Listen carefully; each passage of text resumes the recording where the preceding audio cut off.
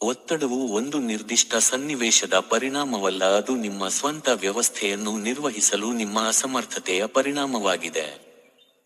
ಅಂದರೆ, ಒಂದು ನಿರ್ದಿಷ್ಟ ಸಂದರ್ಭದ ಒತ್ತಡ, ಸ್ಟ್ರೆಸ್ ಉಂಟಾಗುವುದಿಲ್ಲ. ಅದು ನಿನ್ನ ಶರೀರ, ಮನಸ್ಸು ಮತ್ತು ಭಾವನೆಗಳನ್ನು ಹೇಗೆ ನಿನ್ನಿಂದಲೇ ನಿರ್ವಹಿಸಲಾಗುತ್ತಿಲ್ಲ.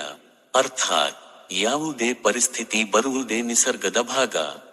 ಆದರೆ ಆ ಪರಿಸ್ಥಿತಿಗೆ ನಾವು ಹೇಗೆ ಪ್ರತಿಕ್ರಿಯೆ ನೀಡುತ್ತೇವೆ ಎಂಬುದೇ ನಮ್ಮೊಳಗಿನ ಒತ್ತಡವನ್ನು ನಿರ್ಧರಿಸುತ್ತದೆ. ನೀವು ನಿಮ್ಮ ಮನಸ್ಸನ್ನು, ಭಾವನೆಗಳನ್ನು, ಶರೀರವನ್ನು ಸಮಚಿತ್ತದಿಂದ ನಿಯಂತ್ರಿಸಲಿಲ್ಲ ಅಂದರೆ ಸಣ್ಣ ವಿಷಯವು ದೊಡ್ಡ ಒತ್ತಡಕ್ಕೆ ಕಾರಣವಾಗುತ್ತದೆ.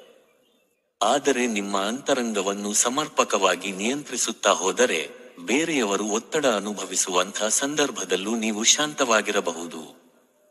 ಹೀಗಾಗಿ, ಒತ್ತಡ ನಿಮ್ಮ ಬಾಹ್ಯ ಪರಿಸ್ಥಿತಿಯಿಂದ ಅಲ್ಲ, ನಿಮ್ಮ ಅಂತರಂಗದ ನಿರ್ವಹಣಾ ಸಾಮರ್ಥ್ಯದಿಂದ ತೀರ್ಮಾನವಾಗುತ್ತದೆ. ಚಿಕ್ಕದಾಗಿ ಹೇಳುವುದಾದರೆ, ಪರಿಸ್ಥಿತಿಗಳನ್ನೆಲ್ಲ ನಿಲ್ಲಿಸುವ ಶಕ್ತಿ ಇಲ್ಲ, ಆದರೆ ನಿಮ್ಮ ಪ್ರತಿಕ್ರಿಯೆಯನ್ನು ನಿರ್ವಹಿಸುವ ಶಕ್ತಿ ನಿಮ್ಮಲ್ಲೇ ಇದೆ. ಅದನ್ನು ಕಲಿಯದೆ ಒತ್ತಡ ದೂರಾಗದು.